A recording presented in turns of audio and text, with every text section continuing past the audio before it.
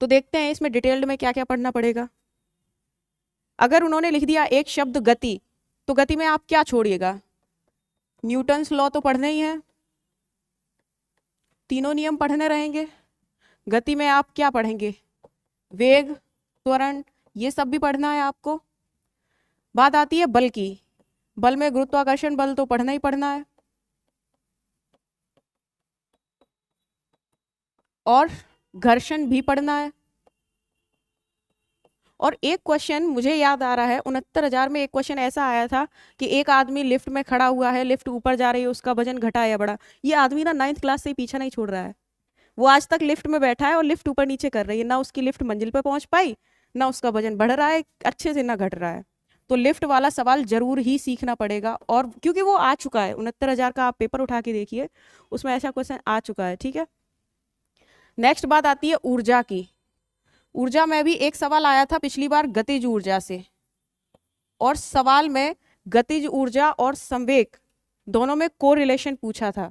Question मुझे exact याद नहीं है कि उसके संख्यात्मक आंकड़े क्या थे, लेकिन क्वेश्चन कुछ इस तरह से था कि k = 1/2 mv² एंड p = यानी कि संवेग mv में कोरिलेशन पूछा हुआ था।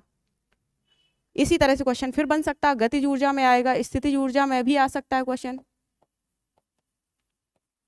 आप आयोग से आप काउंटर क्वेश्चन थोड़ी करिएगा कि ये क्वेश्चन क्यों दे दिया, ये उसमें लिखा ही नहीं है सिलेबस में, गतिज ऊर्जा भी आएगा।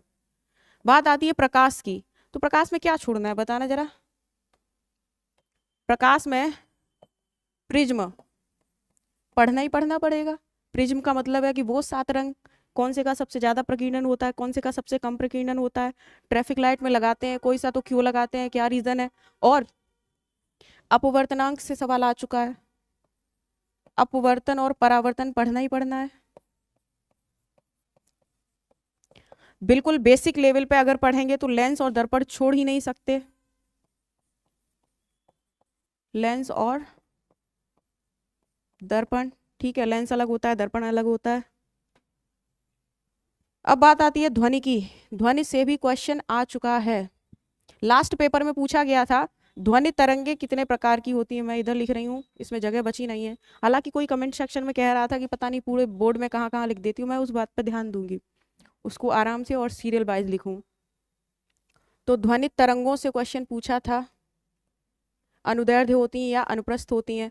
बात आती है दूरी की, तो चाल, समय, और वो रेलगाड़ी वाले क्वेश्चन, वो दोनों रेलगाड़ियां आती हैं एक दूसरे की ओर, ठीक है, कितना टाइम कौन ले रहा है, या लंबाई पूछ ली जाती है रेलगाड़ी की। और इसके बाद भी कुछ रह गया क्या? ऊष्मा। ऊष्मा इन्होंने मेंशन नहीं की है सिलेबस में, लेकिन आ गई तो क्या करिएगा। ऊष्मा में बिल्कुल ग्राउंड लेवल पे पढ़िएगा तो डिग्री सेल्सियस और फ़ारेनहाइट और केल्विन में संबंध तो पढ़ना ही पढ़ना पड़ेगा, बिल्कुल जनरल सी बात है। बात आती है विद्युत की। विद्युत भी नहीं लिखा हुआ है सिलेबस में, लेकिन क्वेश्चन बन सकता है। और विद्युत में 2 चीजें, श्रेणी क्रम और